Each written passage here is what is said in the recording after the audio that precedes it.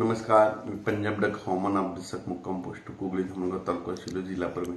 आजपासूनचा खास करून शेतकऱ्यासाठी अंदाज देत आहे. कारण की राज्यामध्ये काय झालं की गरमी खूप वाढली, उष्णता वाढली. त्याच्यामुळे खास करून आता नेमक्या शेतकऱ्याचं कांदा काढणी चालू आहे, हरभरा काढणी चालू आहे, गहू काढणी चालू आहे, द्राक्ष बाग देखील चालू आहे. म्हणून खास करून हे अवकाळीचा एक अंदाज शेतकऱ्यासाठी देण्यात येत आहे. तर शेतकऱ्याला सांगू इच्छितो 29 मार्च 29 मार्च 30 मार्च आणि 31 मार्च दरम्यान राज्यामध्ये पूर्व विदर्भ, पश्चिम विदर्भ, मराठवाड्यामध्ये, मध्य महाराष्ट्रामध्ये विखुरलेल्या स्वरूपाचा एक अवकाळी पाऊस येणार आहे. म्हणून हा अंदाज सर्व शेतकऱ्यांना लक्षात घ्यायचा. सर्वदूर पडणार नाही, फक्त विखुरलेल्या स्वरूपात जिल्ह्यातल्या कुठंतरी 5-6 ठिकाणी जिल्ह्यात पडू शकतो. म्हणून हा अंदाज विदर्भ, मराठवाड्यातल्या शेतकऱ्यांनी हा अंदाज लक्षात घ्यायचा.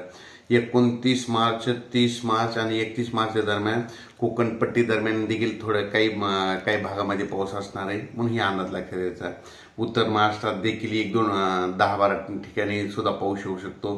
अवकाळीचा सर्व दूर नाही म्हणून एवढं घाबरायची काही कारण नाही.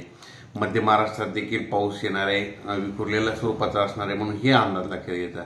त्याच्यानंतर मराठवाड्यातल्या शेतकऱ्यांनी देखील लक्षात घ्यायचं की परभणी जिल्हा झालं, बीड जिल्हा झालं, उस्मानाबाद, तसेच नंतर लातूर जिल्ह्यामध्ये सर्वदूर पडणार नाही. जिल्ह्यात एखाद्या 10-12 ठिकाणी पाऊस पडेल. म्हणून हा अंदाज लक्षात घ्यायचा.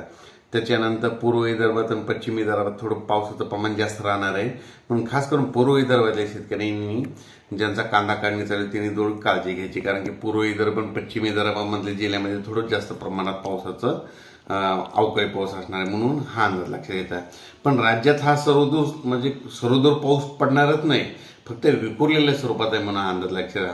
पण तरी सर्व शेतकऱ्याला सांगू इच्छितो, आता कांदा काढणी चालू होणार आहे. म्हणून शेतकऱ्यांनी काय करायचं, आता हे मार्च महिने म्हणजे आता मार्च एंड आहे, म्हणजे बँकेचं मार्च एंड असते म्हणून हे लक्षात घेतलं.